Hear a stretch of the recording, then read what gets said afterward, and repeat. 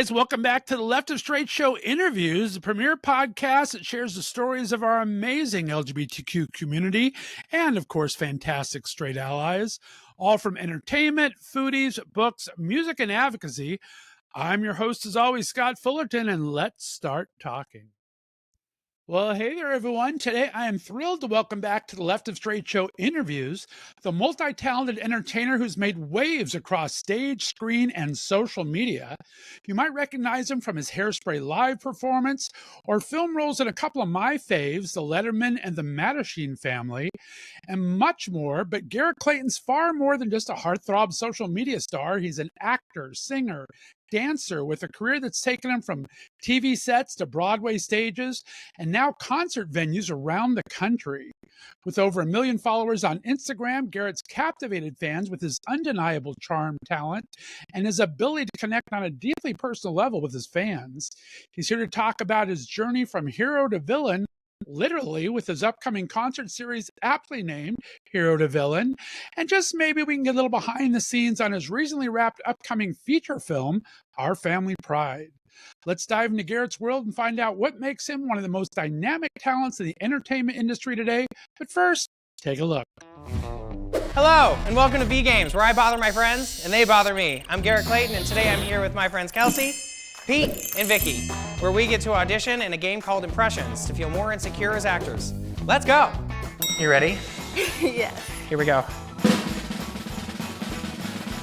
Jennifer Coolidge performing the role of Harry Potter. Oh my God. Hi. Welcome to my channel, where this time we're gonna play the sausage dip with Paula Abdul. He's gonna win. I don't know, I've never had to dip my sausage in a hole this far. Okay, ready? Ready? Set, go. While we're here, what's your least favorite dance move? The sausage.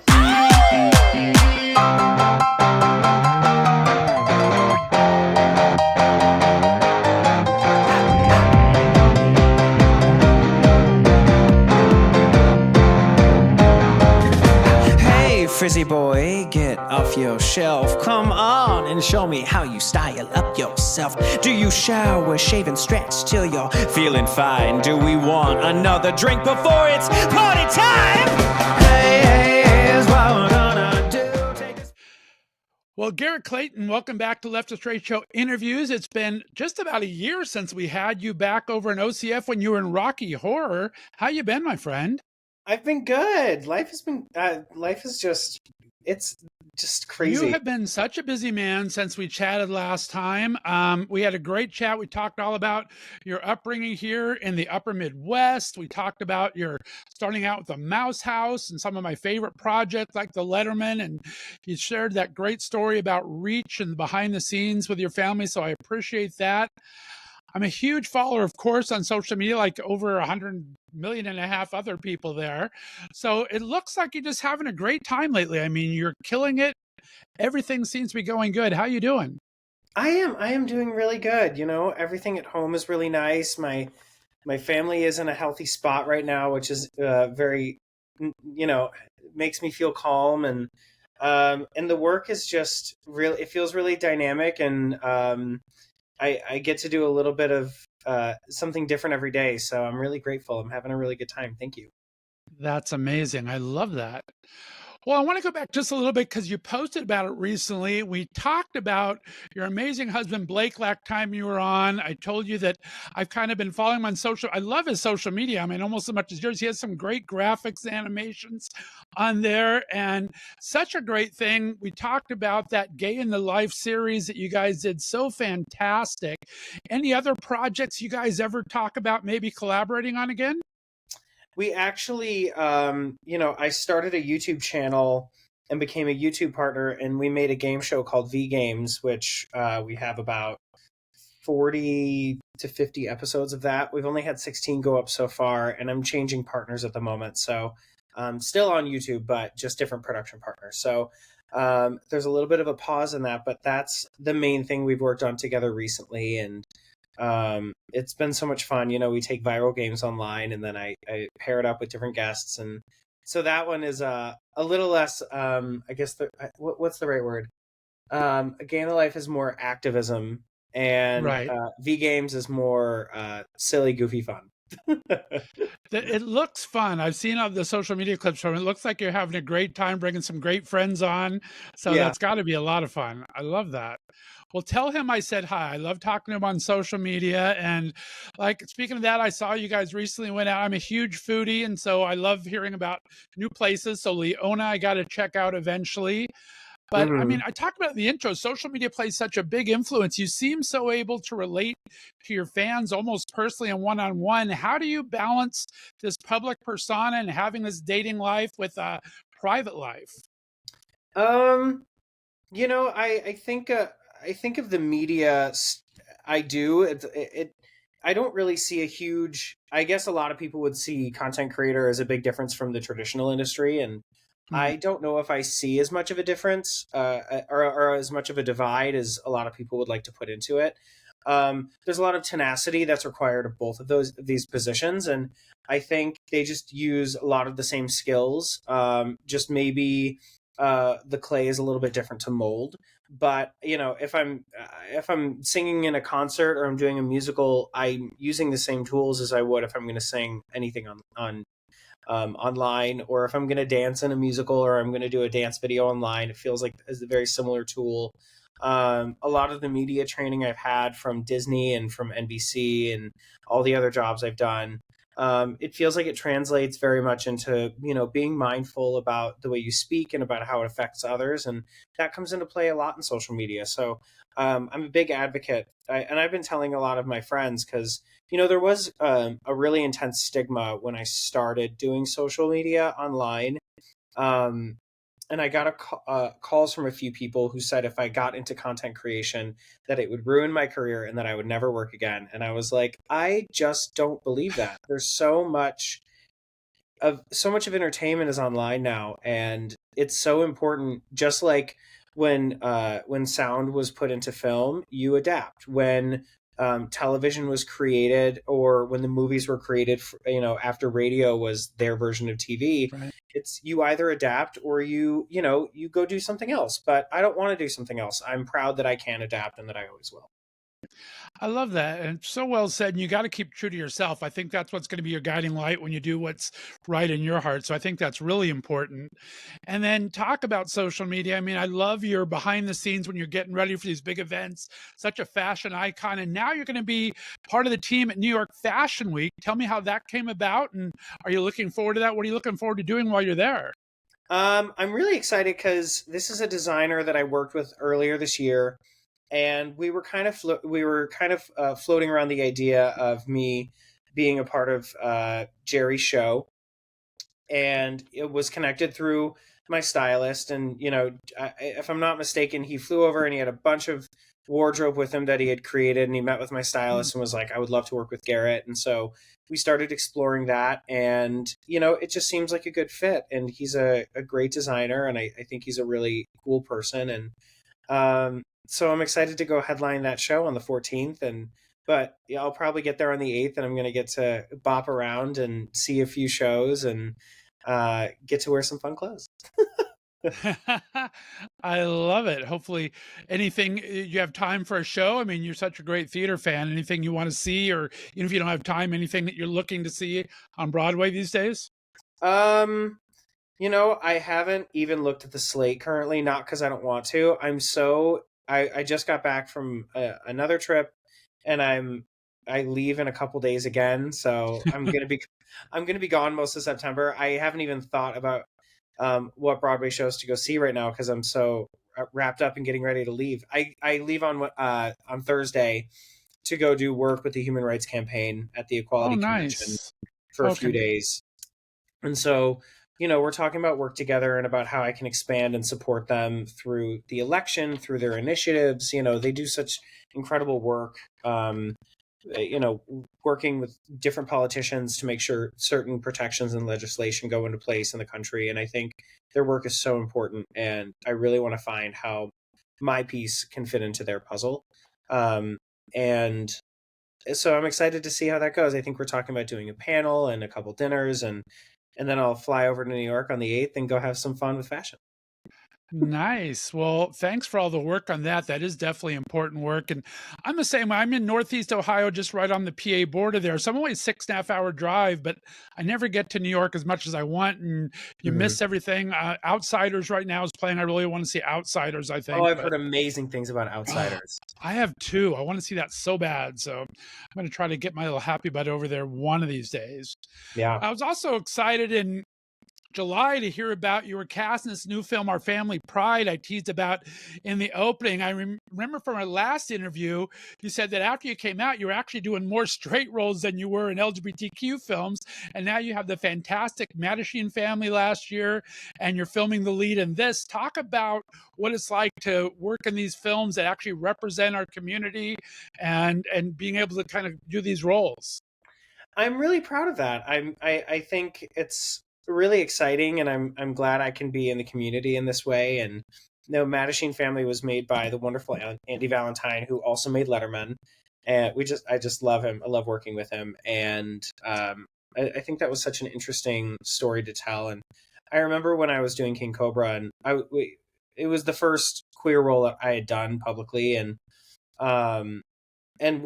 there was so many critics out there. Some people who appreciated that this was a true story and we were going to tell it. And the other side of the coin is quite a few people were frustrated because they were like, why are you telling these negative stories about the queer community when there's already so much negativity? And while I don't disagree that is a truth, it's so important to show both sides. And I really want, when I'm old and gray, I can look back and say that I've told the gamut of stories and I wasn't afraid of the good ones and the bad ones. And I think there's important lessons in both of these things. So Our Family Pride is really exciting, and it's about a dad who comes out late in life, and I get to be, I get this really great character, Mike, and he is very emotionally conflicted and I actually, because of this movie, I've had a lot of friends come out of the woodwork who are queer and talk about how they were gay or they came out as queer, and then later in life, one of their parents did. And some of them, their parents were so supportive and it was an easy transition. And then other ones, I thought it was an interesting thing to deal with. The character I play he came out early and he didn't really feel that support from his father. And then for his dad to come out later in life and then want that without any, his dad just wanted it blanketed. And it's like, of course I want to give that to you, but I'm so emotionally conflicted because how do you get a free hall pass just to be accepted right when you come out when you made it so hard for me? So we have to have this conversation before we can get to that part. And I thought that was that feels like a real kind of family conflict. And I was excited to tell that story. It sounds amazing. Filming down in Florida in the summer, that had to be an experience. I love the humidity. You know what? I got lucky and it didn't feel as humid as it normally does. Oh, nice. I like that. Well, talk about you. I mean, you played such a great variety of roles, both in LGBTQ and, of course, straight ally films. Talk about going from romantic lead to these complex characters. Do you have a role you'd really like to tackle next in acting? Anything you really, it's on your hot button list you want to play? Kind of just like the show I'm doing now. I really love these campy villains. I think it'd be really fun to be some like campy villain. I'm doing it a lot on stage in the stage work. Last time I spoke to you, I was Frankenfurter in Rocky Horror, and right. There's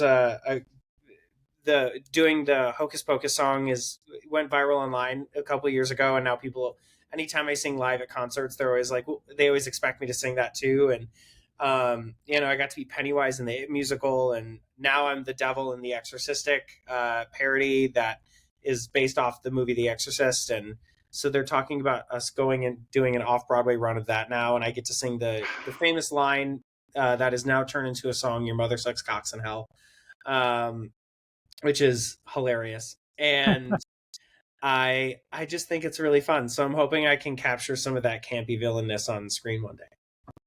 That is fantastic. A good friend of mine who you've worked with in Skivvies, Blake MacGyver, is actually going up to OFC to do Peter Allen in the Peter Allen story. So that's a role that you'd be amazing at as well. I just love Oh, thank those you. kind of things. Those are great shows. How do you keep yourself grounded and focused in such an unpredictable industry? We've had strikes now, we've had all these other things happening. How do you kind of keep yourself focused and moving? I guess social media's got to help, I guess, keep you active in some things, but how are you navigating those kind of waters? I mean, luckily for me, I've diversified my work enough that I haven't had taken as I mean, everyone took the hit in film and TV just because that's the nature of the business right now. But luckily, I have a lot of other lanes that I work in, and I'm very grateful that they're fruitful for me. And it's taken me a lot of years to really nurture each of those things. I'm really happy that there's, getting to tour this cabaret show and in these cities, and getting to still work in fashion, and having all my online content that does a lot for my. Right. I always tell people, like, social media gives you the yes in the morning. You don't have to wait for a group of strangers across the table to justify what you're doing and tell you yes. I've auditioned for hundreds of things, and you only get a handful of them because that's the nature of what we do. But I can wake up every morning, and if I feel creative and I want to make something, I can. And if I don't feel like doing it, I don't have to. And that's the thing that I think it gives you, really, that empowering feeling of not having to ask for permission to do what you want to do. And because when Right. you're doing that every day, and when I was younger and I was auditioning and I really depended on other people letting me do what I love, I felt desperate for the yes. And it really comes through when you're preparing these auditions. Like, now I can prepare auditions and know that, of course I'd love to work on this, but it's not gonna destroy my month if I don't book this job. And that's how it used to feel. Is it would really be just like hanging on a thread, needing it to survive financially and emotionally. So because I've been able to nurture all these different avenues in this business, I always encourage young people, diversify your work as much as you can. Find different, because if one thing is, hurting, like TV and film is right now, and it really is, like, I know lots of producers, agents, managers, art departments, scripts, like, you name it, at top to bottom, there's so much of our industry has no work, and I am so grateful to be working right now. And I mean, truly, I feel very lucky. Such a smart way to do business. And like you said, I have lots of friends that are writers, and no one's picking up anyone's writing anymore. And you're right, it's a really tough time. So I think you've handled that amazingly. And now you're doing this great concert. I mean, talk about this cabaret show. I love the title. As soon as I saw it, it's like, it's a great time to have you back on. Tell me where the concept of Hero to Villain came from, and talk about what you're looking forward to doing. It seems very interactive. It's going to be kind of fun. It is going to be really fun. We chose this title because we were going through with my music director, Greg Neighbors, and because we've done a lot of musicals together. And I was like, well, we always have to hit the staples of any career if you're going to do a show of this style. But then you get to fit in all these other amazing things. And when we were going through the catalog of work, I was really seeing that classic Hollywood pattern of ingenue when you're young, but if you're queer, you end up playing villains. And I kind of love it. I mean, there's so many famous horror characters and campy villains from from Universal and Disney and all these things on stage that are inspired by queer people. And the eccentricities, is that the right word, of these characteristics. And I once we were kind of going through the gambit of all of it, it was like, oh, there's the Teen Beach Movie and the Hairspray and all of these, young ingenue things I did when I was younger. And then looking at the trajectory of a lot of the work I'm doing, I'm playing a lot of villains. It might not be on screen as much, but there are a few in there where, like, doing King Cobra could be, I guess, an anti-hero. I don't know. But, I'll be singing through the medley of that. And I touch on the rock version of 99 Red Balloons for Pennywise. And Nice. we have, like, just so many fun, I love this, like, this trajectory that's happening. I really hope it happens. So the show is going to be a great time because I fit in a couple originals. There's one Michael Bolton style ballad that I wrote with some amazing producers in Nashville about when life doesn't go your way, or and kind of broken opportunities, or when people you love break your heart. We kind of wrote a big ballad like that. And then there's another original that we're going to do for the first time, based off of actually social media. And every time I post anything hyper queer and it goes viral, there's always the group that supports it. Then there's the other group of people that go apeshit and they're furious. Right. And there's this weird middle where people who loved the stuff I did when they were younger, realizing I was gay, and they have all commented the same thing, saying this ruined my childhood. And I always respond with, "You must have a weak childhood if me coming out ruined it." And so I decided to own the joke myself, and we wrote a song called "Garrett Clayton Ruined My Childhood." And it's all about tween girls who fall in love with boys on Nickelodeon and Disney that turn out to be gay. That's amazing. You gotta own it. I love that. I remember even when we did 5 questions last time you were on, I asked you what Disney character you want to be. You always said Ursula. So villains is up your alley. I like that. Very fun. Oh yeah, I mean, I love the Tim Curry lane. I love the Jim Carrey lane. I think I really want to be an actor of variety in my life, and I hope to accomplish that goal. So much fun. And talk about getting to go back on stage. I mean, when you're on a film set or when you're doing these social, you're very much yourself and your crew, right? You're kind of insulated. Now you're back with your fans, and you've been asking your fans for recommendations online. Has anyone come up with something that surprised you that you might put into it? But what are you looking forward to getting back in front of live audiences again? You know what? I always find ways to do a bit of live performance every year. I'm just excited. I love traveling. And so I'm excited to be back in Chicago because I spent so much time there when I was younger, auditioning, that I haven't really gotten to spend a few days there. And so that'll be fun. I'm excited that my dad's going to come in and we'll get to spend a few days together because he hasn't gotten to take a break in a little bit. So I'll be happy that he'll get to visit while I'm there because it's so close. He's going to drive in. I'm excited that there's meet and greets after, because it's I forgot who was telling me the Joan Rivers quote where with audience participation, you don't want to feel like you're at work. You want the audience to feel like they got the show. So most of the show, I'm just gonna hang out. I want you to sit back, relax, and have fun, and then we planned some meet and greet stuff after, so that way if people really, if they want one-on-one or any kind of quality time, it's built in. That's fantastic. It's 6 hours Chicago. I might try to head out there. I think that would be amazing. You got some great venues, Catalina Jazz Club.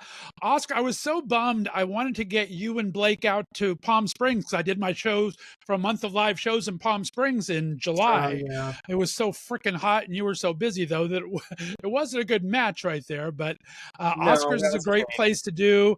I had a show while I was there at the Revolution Stage Company that we made $3,000 for the Pride Center there. It was fantastic. It had a nice benefit there. So it's a great venue. So you're choosing some great places, my friend. Well, thank you to Chris Isaacson and Robert Stilton for reaching out. And they really made this happen. They both individually reached out about their venues booking. And I toured a show like this with 2 girlfriends of mine and a music director, Doug Peck, who just worked on, if I'm not mistaken, on the Barbie movie with Billie Eilish and the song that she won the award for. So, the people that I got to do It Takes 3 with last time were so amazing. We had such a great time touring the West Coast. And we were about, right when the pandemic was hitting, we had about 6 venues on the East Coast. We were going to go do a whole separate leg of this. But then the pandemic hit and everything went on pause. And so when Chris and Robert reached out about me doing something like this again, I think it's really exciting and I hope it goes well, because if it does, then that means I'll probably, start booking more venues around the country. That would be amazing. Have you ever, you do write songs, you play all these great songs. Have you ever thought with the social media following, especially about putting some online albums out yourself of some kind, maybe a holiday album you're so great with Halloween area and everything. Anytime you wanted to bring your own music out there? I've started to. we released Barbie Boys during the Barbie movie because that was fun. Right. I've worked with these producers for the last 2 years creating a bit of a catalog. I just haven't released a lot of it yet because there's resources I want to make sure go into this before I release these things. But we're working on it, and which is also why I'm testing out the ballad. I think we're pretty proud of it, so I'll test that in the show and get some response and feedback on it and see how it does, and that way I can start to trickle these things out. Well, I'm excited for you. I hope I have the chance to see it. Thank you. I mean, Actor's Life, we're talking about it. You're here on Labor Day. For me, I appreciate you taking the time out of your holiday to come on here. What messages do you hope you convey to your fans while you're out there? And how is this going to be fun for you? Tell me what's going to make this a great fun for you to be on this tour. I think messages, you mean like the message of the show? Well, you just message, just to get people come out. What's your message of your show and why you're doing this for the fans, especially? Yeah, well, I hope that they can see that, I always love that dichotomy of, you always have to justify a villain's actions, right? But a lot of the queer villains that we love, we don't really think are very villainous. When you look into, like, we just brought up Ursula. A lot of people who look into her story are like, is she really a villain? We don't know. So I think the message of this is don't judge a book by its cover, and that I don't think heroes and villains are only separated by a fine line, and it's all perspective. So nice. It's to treat life with perspective and to not judge. Well, I appreciate you so much taking the time, my friend. Thank you so much for coming back on the show. As I always say, for those that have been living under a rock, let them know where they can find you and all your socials there. And we will talk again, hopefully when the film comes out. I'm looking forward to it. And I love myself, little Ethan Kokoski. I was a huge Shameless fan, so I'm looking forward to see how that works together. That's gonna be awesome. He's going to be great. Sadly, our plot lines didn't mix, so I didn't get to shoot with him, but I was told he did a wonderful job. Nice. My socials are Garrett Clayton 1 for anybody who wants to find it. There you go. Stay on the line for me, guys. We're going to have another 5 questions with Garrett. Be a little crazy until you can see next week. We appreciate you tuning in. Be sure to look for him, like you said, if you're in the LA area, Catalina Jazz Club, Palm Springs, Oscars, and out in Chicago, you're going to be at Venus Cabaret in Chicago. So be sure to look for those. Garrett, thanks so much. Stay on the line for me, and we will see you guys all next time right here on Left of Str8 Show Interviews. Bye. Thanks for listening to the Left of Str8 Show. Be sure to subscribe on your favorite podcast distributor, and please give us a 5-star rating so more listeners can find us. You can follow us on social media, and be sure to check out our website for contests and other news and information. See you next week.